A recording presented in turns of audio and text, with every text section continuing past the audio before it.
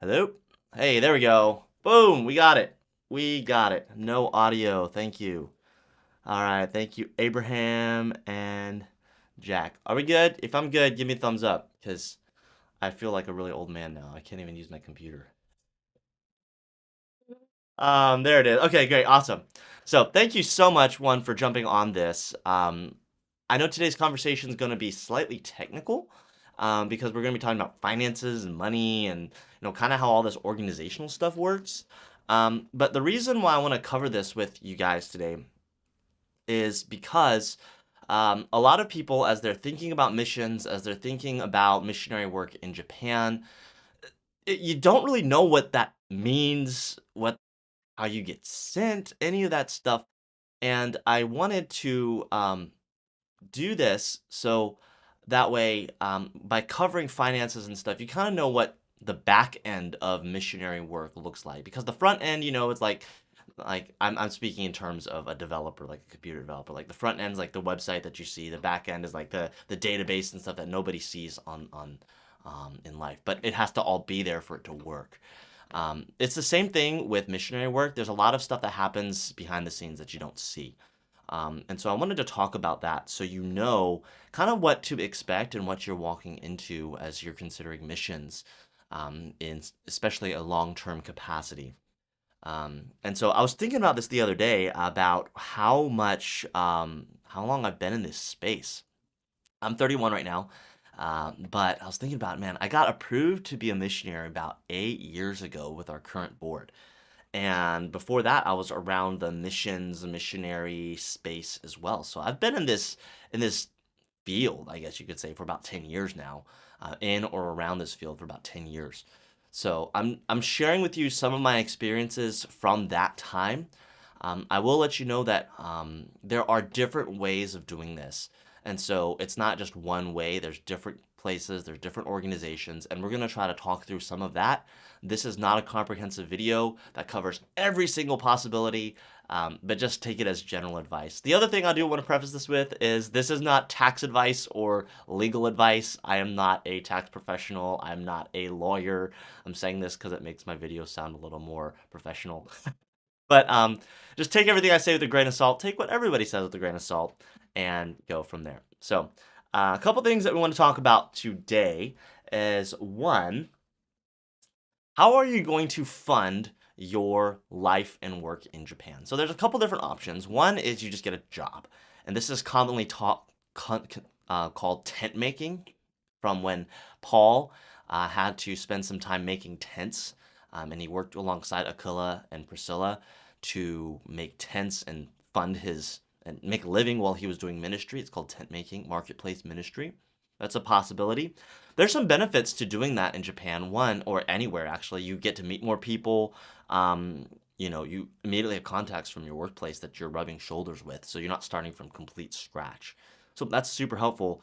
But there's some drawbacks. One, especially if you're coming in as an English teacher, most of the time an English teaching job, they want you to be speaking English the entire time you're on the job, or most of the time, because you're teaching English. So that reduces your possibilities of learning Japanese.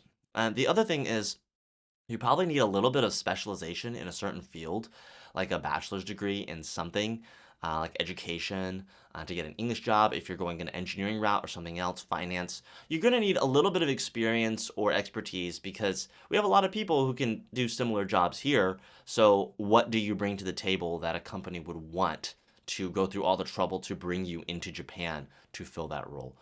Maybe you have some really good connections. If you do, great. But if you don't, then you might be a little strapped for that.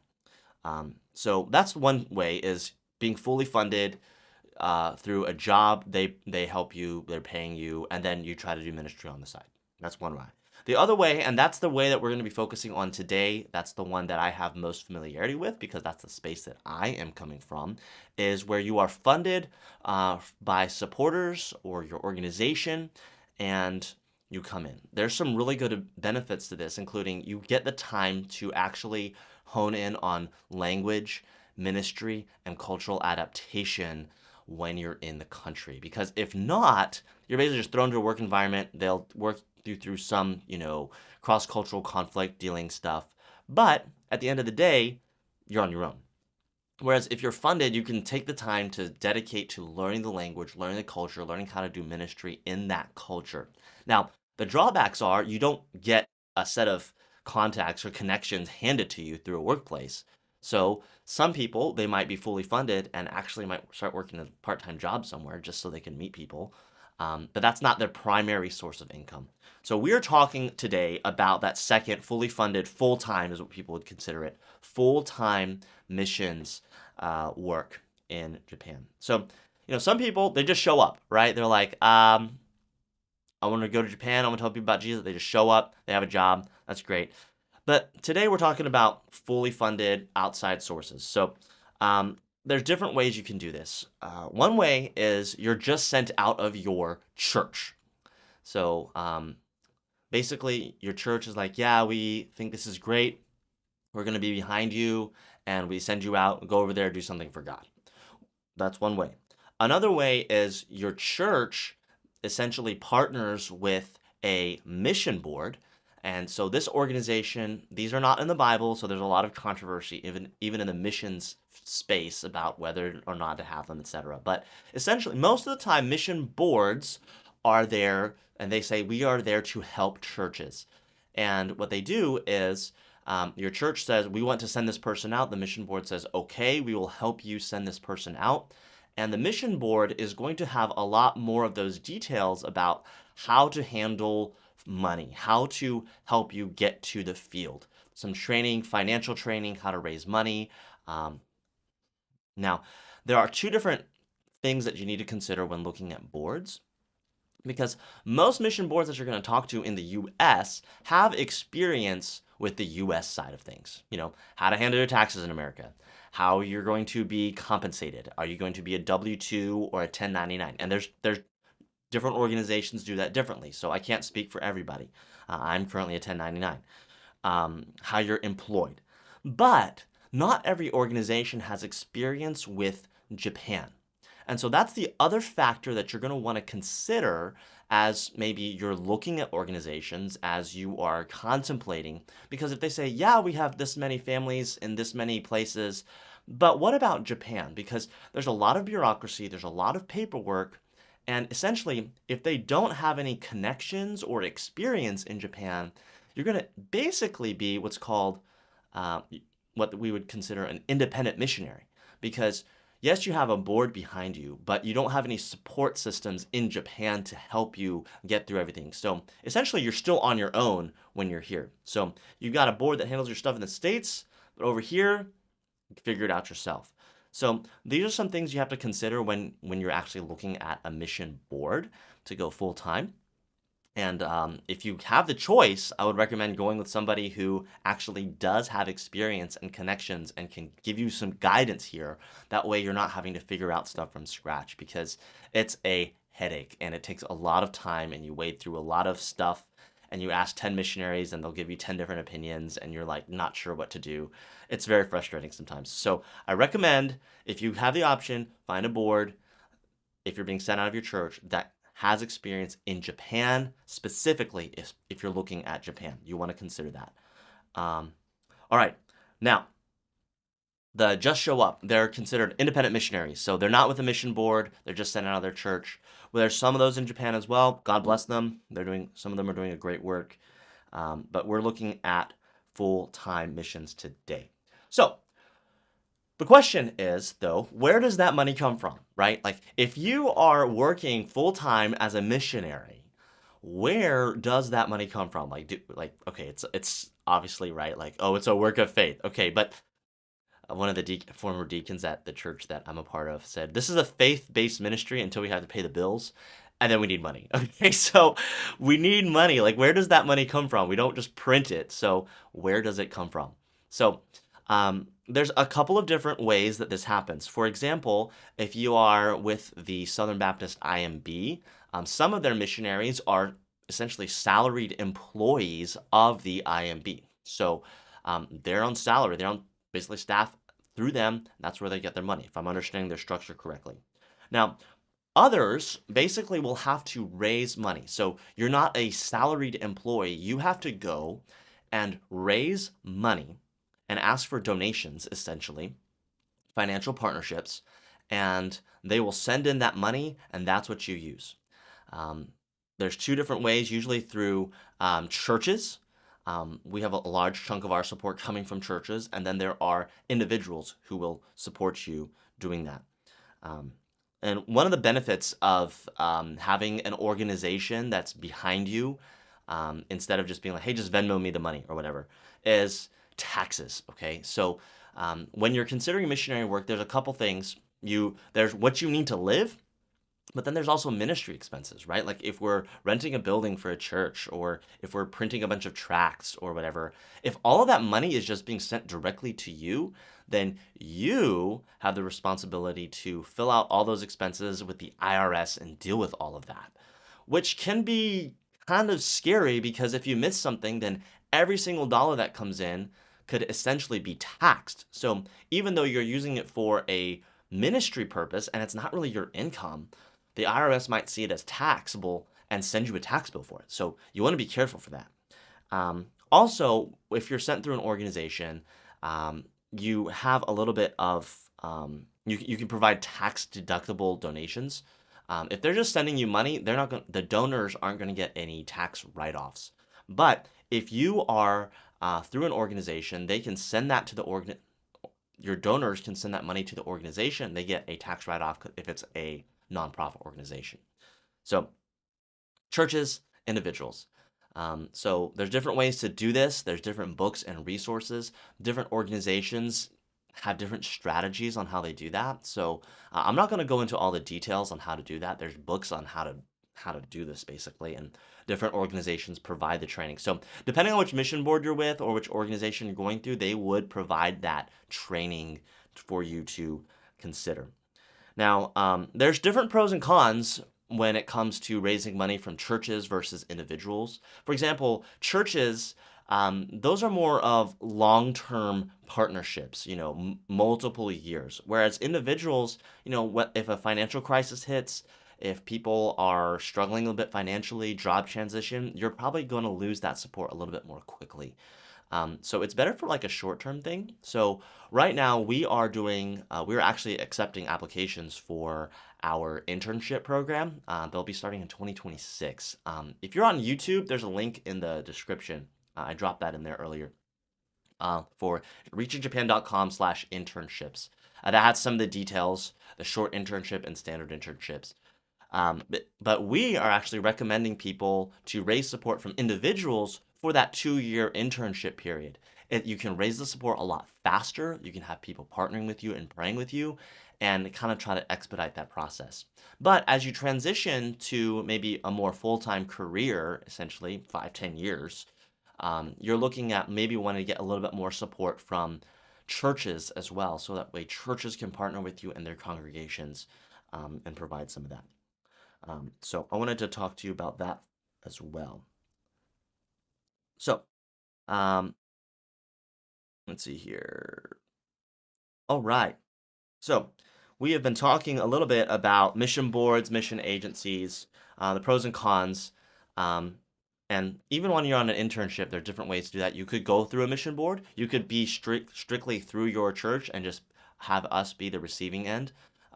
Because with missions, the visa situation here in Japan, you have to have like a receiving organization and you have to paperwork and go to immigration. And so if you have zero contacts in Japan, it gets pretty difficult. You can't just show up and overstay your visa. Okay, so you can't just say I'm coming in as a tourist and living here. That's not going to work very well. So um, it will be very beneficial if you are dealing with an organization that knows, one, how to deal with your stateside paperwork, and then having connections that know how to deal with your Japanese side paperwork. Now, all this, we're talking about money, but then the question comes up, how much, right? Like, so how much money are we talking about? Like, how much does it take to live? How much does it take to do ministry? And this is where I would like to add a word of caution because, and I'm primarily speaking to people coming from the United States because that's where our funding is coming from. But take this and apply it to your context where you're coming from. But when you're calculating a budget, if you're going independent, so say it's you and your church or just you by yourself, Your budgeting, you have to figure it out all by yourself, period.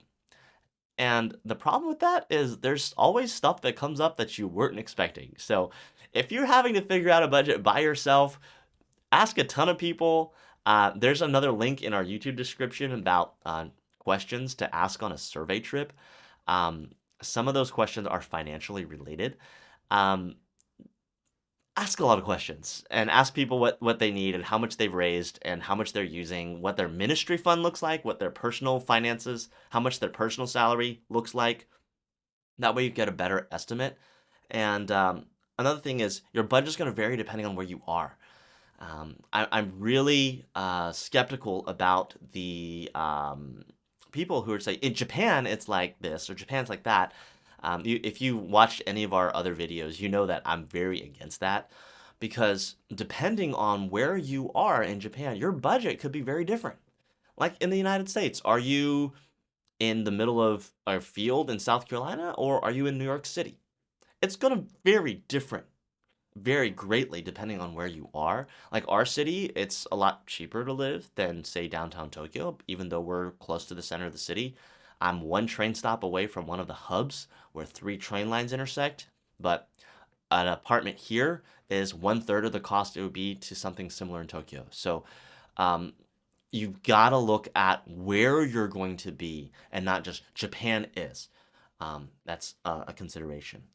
If you have if you're with an organization that doesn't really have a lot of connections in Japan, you're still gonna have to figure it out yourself. So good luck. We could try to help you. Send me an email or drop a question later, and we'll look at that. The other thing is if you do have connections and you know kind of who you're going to be working with, what area you're going to be in, then great. You know somebody and they can provide you with general guidelines on what you're going to need. Now, your budget might fluctuate depending on your family size. Like, are you single? Are you married? Do you have kids? And accompanying costs for those, if there's special needs, etc. Um, but those are some factors that are going to influence, based on your mission board decision, whether you're going to go with one or without one, all that's going to affect your finances. So be very, very careful. Now, here's some things you're gonna have to think about that you might not have had to think about because there's the obvious stuff, right? Like, yeah, I need to figure out rent and food and transportation, and transportation is the big one, right? Because Japan, not everywhere you can go with public transit. You might need a car. Like our city, public transit's great, but other areas to get to, you need a vehicle. How are you gonna do that? And all of the taxes, parking, insurance. Um, Inspection fees, all of that. How are you going to deal with that? So things like that. Other stuff, Japanese health insurance. How are you going to handle that? Your organization, if they have an organization here, you might be technically an employee of that organization in Japan. Then your health insurance is going to be different. If not, if you're independent or you're 1099 and just receiving money from the United States, your bracket is different. How you're going to handle the Japanese pension system, if you're going to pay monthly. There's ways to get out of being dually enrolled with Japanese pension and Social Security in the States. Your organization could help you with that. If you're independent, look into the bilateral treaty between Japan and the States, and figure that out. How are you going to handle retirement? If you're going to be in this for the long haul, you're not going to be, and Jesus doesn't come back, you're going to have to figure out what you do when you're 65, 70 years old. Omiyage, this is like gift giving culture. When you go to someone's house, you take a gift. When you visit, you take a gift. Like build that into your budget. Setup fees like moving, rental deposits, getting your internet set up, getting your vehicle set up if you need to buy one. Taxes in Japan. If you live here, you have to pay taxes on your income. Now, if you are a career missionary, then and you don't have to pay taxes in the US unless you're making like a crazy ton of money. There's a thing called a foreign earned income tax exclusion. Get a tax accountant, they can help you out with that. If like as long as it's like under $100,000 or something and you're outside of the US for a full year, you basically won't have to pay taxes in the US. But talk to your accountant. I'm not an accountant. I have an accountant that I talk to that handles that for me. But how you're going to handle that, how you're going to pay for that, what all that looks like. So The crux of this matter is one, how are you going to raise your money? Is it through churches? If you're going through churches, some donate large sums, some small sums. There's pros and cons to each. If they donate a large sum but they drop you, you lose all that in a day, and you might have to go raise additional support. Personal, it's quicker, but it takes longer. It's quicker, but you could lose it quicker. Um, Pros and cons there. So we are recommending people who come on internship, link in the link below, to raise your funds through personal supporters. And as we go through this process, if you're applying for an internship, we would be talking about which organization you would go with. Reaching Japan is not a mission board. We are just here to represent and recruit, whether you're going through your church or whether your church connects you with a missions organization to help handle those finances. We would talk about that. And then if you're wanting to go forward beyond that, then we would be talking about more mission board stuff and how to handle that. Now, most of this stuff, though, like I said, don't just trust what you see on the internet, even this video, okay? Um, See it for yourself. And that's where all this kind of comes circles back. And if you have not visited Japan and you are praying about ministry in Japan and God is working in your heart, you need to come to Recon. Our spring Recon is already filled. We have 5 people coming from 3 different time zones. But we are looking forward to that. There's still a little bit of time left to sign up for the summer recon. And so you will want to look at that and sign up. It's in June, I believe. I think Hayden, you're watching. Glad you're here. Looking forward to you coming. We have 2 Haydens coming on summer. Can you believe that? I'm not sure what we're going to call people. But Hayden 1, Hayden 2, I don't know. Shout out to Hayden. But if you are interested in Japan, ministry in Japan, look at Recon. It's a 1 week trip, Saturday to Saturday. Plan if you want, plan to stay a little extra, visit some more missionaries. But that guided time will help you get a broad overview of life, work, and ministry in Japan. So that way you can make a better decision about taking a next step into a short or standard internship here, and be moving that direction. So one step at a time, get in the way for obeying God and His call in your life. And please, please, please be praying about that. reachingjapan.com/recon. The link is in the description. All right. So if you have any questions, I'll be fielding those now. Um, Greetings from Venezuela. Great. Hello. Can you explain some of the Japanese culture or view of Christianity? Charlie Greenleaf, thank you for your question. We have a separate video on that. This video is about finances. So go to our YouTube, go to the playlist section, search for Reaching Japan, go to the playlist section. There's a whole thing about cultural barriers to Christianity. Go check that video out. You'll want to see that. All right. And then, yeah, that's why we do these. We have different segments, so we're not repeating ourselves. So, Charlie, you'll want to go look at that video. Um, Questions about money, finances, how to do that. I know this is kind of technical. I don't like having super technical conversations with people who are still just filling out the space, but I just want to let you know this is kind of how stuff works. So, some places they do like what's called a clearinghouse. So basically, the clearinghouse just takes your money. That's it, and they send it to you. That's all they do. Other places are mission boards, so they provide ongoing accountability. Because that's one of the big questions that donors are going to have if they're donating money. Like, are you actually doing what you said you were going to do with this money? Like, if they just cash app the money to you, then who knows? You might be going on vacation every other week. Nobody knows who's giving that oversight. So that is something that you would want to look into. Is there a way to support you? Wow, thank you. You can do that by going to reachingjapan.com/ I think it's donate.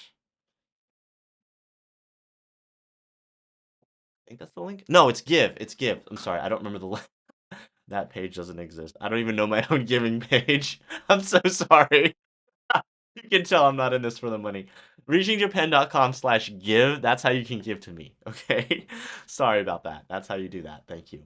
Anybody over on YouTube have any questions? I see a few people are watching over there. Um, uh, Thank you. Yes. I imagine there's a link in your profile, but I wanted to ask for everyone, including me. Yeah. reachingjapan.com/give is the correct one. I don't have the giving link in our profile because that's not what we're trying to do right now. We have basically switched.